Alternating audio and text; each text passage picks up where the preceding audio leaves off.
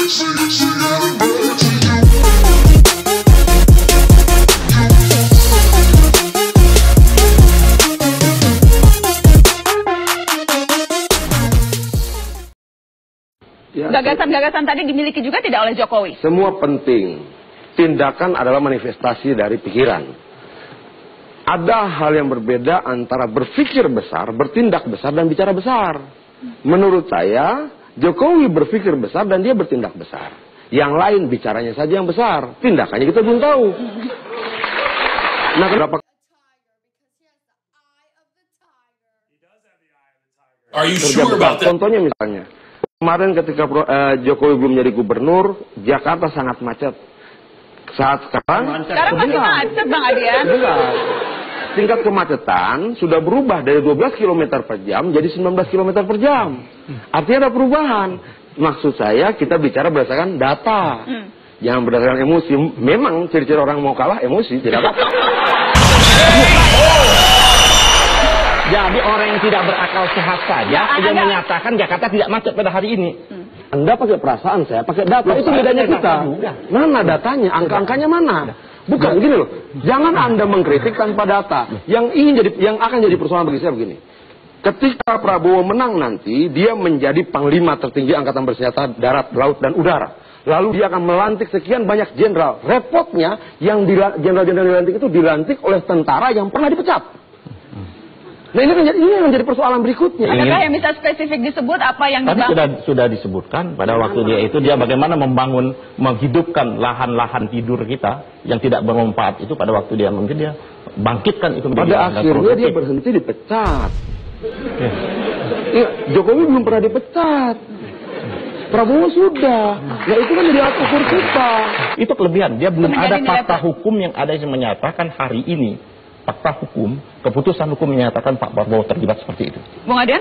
Loh, pemecatan itu sebuah fakta hukum dalam proses pengadilan tinggi militer. Kan jelas. Nah, kita bandingkanlah satu sisi gini. Orang bilang Jokowi tinggalkan Jakarta. Tidak pernah Jokowi ingin tinggalkan Jakarta. Dia ingin tetap menjaga, membangun Jakarta. Tidak dari wali kota, tapi dari istana negara. Pemimpin punya gagasan besar, pemimpin punya ide-ide besar, dia mampu. Tapi bukan pemimpin hanya cukup dengan pencitraan. Lo orang ketemu rakyat kok pencitraan. Pencitraan itu naik kuda. Itu pencitraan. Ketemu rakyat naik helikopter. Itu pencitraan. Lo kalau dia pakai kemeja apa adanya, sepatu apa adanya, itu keberpihakan bukan pencitraan. Keberpihakan pada rakyat yang dia tahu sebagian besar masih hidup dalam kemiskinan. Prabowo apa prestasinya? Apa prestasi dia yang bisa kita banggakan sebagai pemimpin publik? Ini Indonesia, bukan batalion.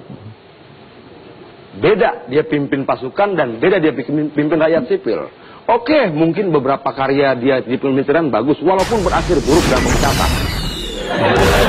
Nah, lalu karya dia bagi rakyat sipil apa? Memangnya sama memberikan perintah dan instruksi pada prajurit dan memberikan perintah dan instruksi pada rakyat sipil? Beda. Nah, dia belum pernah memimpin institusi sipil seperti yang pernah dilakukan oleh Jokowi. Lalu apa harapan kita? Oleh karena itu, beri kesempatan dia untuk memimpin kali ini. Ya kan? Dengan gagasan-gagasannya. Maksudnya buat uji coba. Bukan gagasan, bukan dia memberikan gagasan, ya kan? Dia bagaimana ingin membangun yang namanya kedaulatan di bidang pangan. Bagaimana? Dia bahkan mau bangun dengan kedaulatan energi. Itu ide dan gagasannya Prabowo, tidak ide yang berdasarkan masukan di berbagai macam. Dia diskusikan bagaimana proses penegakan hukum. Itu genuine. Itu bagaimana pemimpin besar itu dengan ide dan gagasan besar. Ya kan? Bagaimana bicara penegakan hukum kalau ketatanegaraan saya dia tidak paham. Masa ada menteri utama? Menteri utama itu di mana penjelasan ketatanegaraan dan konstitusi kita?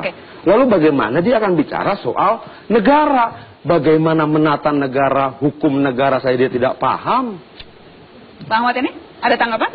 Saya kira ya itu ocehannya Adrian. Ya, kan, Anda kan mantan Komisi 3. Nah, bukan mantan, masih Komisi 3. Oke, masih Komisi 3. Tidak valid kan datanya? Jangan marah. Tidak pernah marah. Saya orang yang tidak pernah marah. Data harus valid juga. Saya masih Komisi 3 hari ini. Iya, masih Komisi 3 hari ini dan tidak terpilih untuk tahun berikutnya. Masih ada proses. Oh iya, nggak apa-apa. Kita tidak usah personal, tidak usah personal di sini. Di mana dalam konstitusi kita ada perdana menteri, ada menteri utama? Di mana coba? Itu kan dalam konteks seperti itu. Yang menyatakan memang betul memang tidak ada dalam kosakata konstitusi kita. Apa seperti itu? Yang dimaksud seperti itu bukan sebagai calon presiden dia harus pahami dong bahwa tidak ada istilah itu dalam konstitusi kita. Jangan buat aturan sendiri. Mentang-mentang pengen dapat dukungan Golkar ditawarin itu. Tidak ada. Itu hanya wacana yang yang apa dibahas. orang tidak boleh berwacana? Oke, jadi itu hanya wacana yang dibahas dalam proses koalisi. Tawar menawar. Baik. Dalam proses tawar menawar. Iya.